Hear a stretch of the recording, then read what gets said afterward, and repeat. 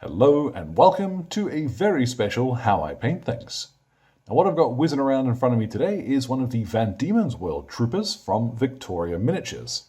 Now if that name sounds familiar, if you've ever come across object source lighting in painting circles, Victoria Lamb was one of the first who I think really popularized that technique with a Golden Diemen winning entry.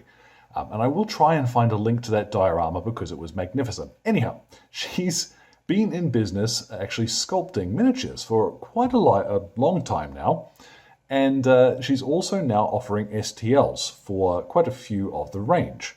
So this here, she is a 3D print from the Van Diemen's World Female Squad set. They are available also in resin, so if you don't have a printer, don't worry, you're not missing out. And there's also a bloke's version too, although the male STLs aren't available yet. So I'm hoping, sales of this one, she'll go ahead and release the men as well. Anyhow, today I'm really just rounding off April and having a bit of fun doing some painting. So there's nothing groundbreaking here. I just thought it would be fun to paint something a little unusual. And so let's get into it. All of the paints for this one will be listed in the description below. Let's get started. So once your miniature is all cleaned up and assembled, it's time to go ahead and prime it. Now here I have used Brainmatter Beige from the Army Painter, but it isn't going to matter terribly much what you use at all. Skeleton bone or even wraith bone from Citadel, even a white, just something nice and light is going to give us a much easier working time with what we're going to do. So as with most miniatures like this, I'm going to start by painting in the skin. Starting from the lowest layer means that if I hit a jacket or a hat or what have you, I'm not too concerned because we're going to paint up as we go. Now what I have, Topaz skin is a little bit too dark for what I have in mind, and Barbarian flesh is too light. So I've mixed them. Half and half, so equal parts of each, and this is going to go over as the base coat for my skin. You'll see that it is just a little bit streaky first going on, but that's fine. Most of these skin tones will take a couple of thin coats anyhow. So once this one is dried thoroughly, come back and give it a second. Now that is 2 coats with just a little bit of water in the paint to help it flow properly. It's worth pointing out something I did notice with Army Painter from the very earliest days I was using them, that they have a very different consistency to most of the paint ranges that I use. Almost a creamy, they do talk about a more resinous medium in their paint, but you definitely notice it while you're painting. Anyhow, I've now got Ancient Stone from the Fanatic line, and I'm going to go over her shirt. Now this will barely show up on camera, but it's a little bit lighter than, Skeleton Bone. If you did prime the miniature in Skeleton Bone, you may find you just want to leave the shirt as it is. Now, I think it's going to be easier to paint in her webbing, particularly because her belt is, there's belt loops here as well. Doing this now means I can be a little messy and tidy up with her trousers as I go. So for this, I'm using Necrotic flesh. This is quite close to Nurgling green. It's a nice, almost minty kind of green. If you shade it the right way, it will look proper sickly. So as well as her webbing, I'm going to paint her gaiters with this. Now, Necrotic flesh will also work quite well as a webbing color on your World War II British. So one worth having in the old toolbox. Now, what I'm going to turn to now, this is Oak Brown, and it's worth giving some thought to hair at this point because we're going to paint her hat in just a little bit, but it will be much easier, like I always say. Start from the parts where you're likely to make a mess, and we can tidy as we go. So a little bit of oak brown, anything will do here, black, leather brown, what have you for the hair. And even if you've got the blokes, some of them are going to have little bits of hair visible on the sides of their hats. So take some time, make an awful bloody mess of that now. Now, for the same reason as making a mess with her hair, we're going to paint in the hat band now. Now for this, I'm using Desert Yellow. This is a kind of grimy, It's a good khaki yellow sort of color. So you can get in there very easily with this. And like I said, don't worry about the mess. I also decided to paint in one of the little things around her wrist with that too, because it looks kind of like rope. Now at last we're going to go on to her trousers and her hat. I kind of see them being made from a similar colored material. For this we're going to use army green. Now this is a beautiful, once it's covered, it's a good mid-tone olive drab, and it's useful for all sorts of stuff. So keep my brush moving in the same direction as much as possible will help cut down on some of the streakiness when this dries. So to that end, let's have a look at one coat when it's dried. Now that's not terribly inspiring, but the second coat goes on.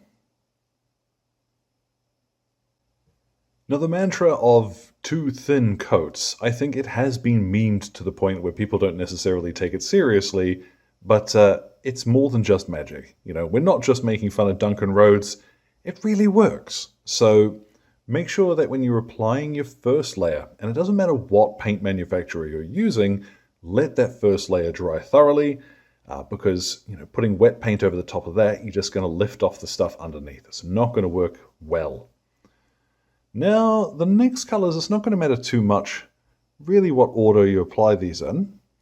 I'm laying down a little bit of autumn sage, because when do I ever get an opportunity to use a color with a name like autumn sage? And I figure for her ground sheet or her tent half or whatever it is she's got tucked up under her pack here, this is another fairly muted green, which with a shade I think is going to look quite nice. Yeah, quite like that. That works better than I thought it was going to.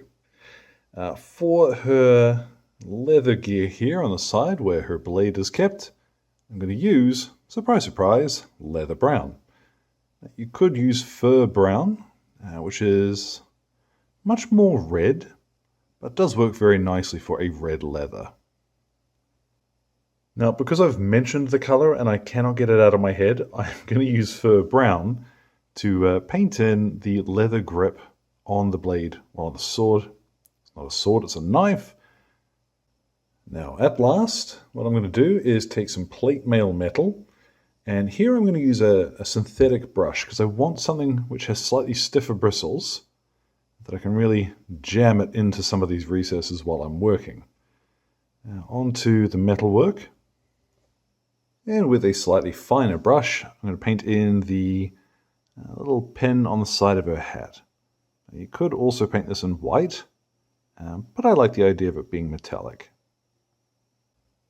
Now for her funky little shoulder pads, the gun casing, and her water bottle hanging off of her left hip, I have here angel green.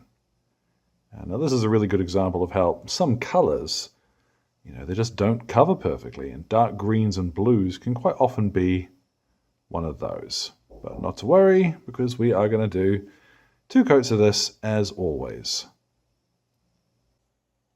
Now, spinning her around, this little diamond on her pack, I'm pretty certain is supposed to be like a battalion and company marking. So I'm going to start off by splashing it with a little bit of red across the bottom half, just back and forth, wiggling my brush until I've got that sorted.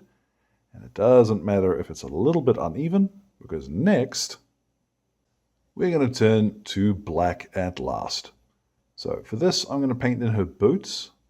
I'm also going to do the top half of the little diamond, and on her knife here, just a couple of bits to black that and make that look a little bit more reasonable. And now once I've done this, there are a couple of bits, particularly on the necrotic flesh, where I know I need to tidy up her webbing, but any other little bits of odd jobbery that you need to finish off before we get to the shading step, you can do that now. Now once all of that tidy up is done and she's dried, what we can do is hit her with a wash. Now what I'm using here, this is Strong Skin Shade. It has come out as a single bottle now, and it's mixed in here half and half with Speedpaint Medium, because I don't want it to be quite so strong as it would be going on neat. But over the mostly quite light gear that she's wearing, it's going to work fairly well. So take your time here, applying it over the entire miniature, and you'll see it just slips into all the spots it needs to be. Any big clumpy bits you can shift it around with your brush, not to worry. But yeah, I'm now going to paint in the entire miniature with this stuff and pop her up in the window, give her about half an hour to dry. Now once that has dried and settled, you're going to have something that looks like this. And I quite like that finish. It looks very yellow, almost sepia when it goes on, but when it settles, it sort of interacts with the paint underneath and it takes on a slightly deeper, warmer brown tone. And I really like it. Works quite well for all sorts of things. But one thing I am going to do before we get to any highlighting is actually just pop out a couple of drops of dark tone. And then with a slightly more careful brush, I'm going to apply this over the weapon. Now that looks more like what I had in mind. Now for highlights, I'm not going to do very much, but what I am going to start with is Barbarian flesh to go over most of her skin again. So this having been part of the mix for the base, it should cover fairly well. I am going to cover most of her skin with this, leaving just the shaded stuff in the recesses. Up on her face, the exception to that though is going to be her bottom lip. I tend to find if you leave the shaded skin tone on the lip of most miniatures, it looks quite natural. Then what I've done is add, again, roughly half and half. This is Dorado's skin with the Barbarian flesh that I've just used. I'll test it on the back of her knuckles first, just see that I've got that mix right. And yeah, that'll be fine. Dorado skin by itself, I would suggest, is going to be very, very sharp over Barbarian flesh. So mixing it in, look a little bit more natural. So places like her nose, cheekbones, and her chin, just add a little bit more depth to the face. Now for the rest of the highlights, what I'm going to do is go back to the base colors and add, again, roughly half and half. I'm going to put a little bit of Brainmatter Beige into those base colors. Now you can use white, but I tend to find that an ivory or a beige doesn't wash the base color out quite so much, and it makes for a slightly nicer transition. So let's get a quick look at what that'll look like as I apply that to, say, the trousers. Now if you're not confident in your mixes, aim for a little bit more of the base color than the beige. So along her hat here, let's just catch the edge of that. And I tend to find that these mixes, they will ordinarily darken down quite a bit as they dry. So don't worry if they look a little bit sharp going on. All the same, exactly the right mix. Well, it's really a matter of personal taste. So experiment with what you like the look of. Now once you have done all of those highlights that you want to, there is one last very important step to do, and that is to grab a little bit of white, and we're going to paint in the all-important enamel mug on the pack. So a couple of quick passes with some matte white, and then with a little bit of crystal blue mixed into that same white, we paint around the rim. Now once I've done this, what I'm going to do is probably highlight the armor with a little bit of that plate mail metal and hit her with a matte varnish. Recipe for the base will be in the description. Same as always. Let's get a look at it when she's all done. And so there at last, our Van Diemen's World Trooper is complete. And I actually had, like I say all the time, a lot of fun painting her. It was interesting to go back to, I say, an older method of mixing highlights, because so many paint ranges these days, you've got a base, a layer, and then a highlight. Or in the case of the army painter, you've got 6 whole paints in a straight line where you can pick which ones you want to use in those stages. But I think mixing your highlights is a good bit of practice to get into. So in the event where you don't have 800 separate paints on your paint station, you've always got something that you can mix up and it will look pretty good by the time you're finished. So, as always, thank you very much to Exit 23 Games for the light and sound equipment, as well as all of my wonderful patrons who are keeping me ticking in paints and glue, and in this case, resin. Very important. Including my gorgeous producers who are showing up on screen now. Thank you so much for your support, folks. Now, any questions or anything, feel free to drop them in the old comment box below. My Twitter and Instagram are both linked there too. So, thank you very much for your time, one and all, and you all enjoy the rest of your day.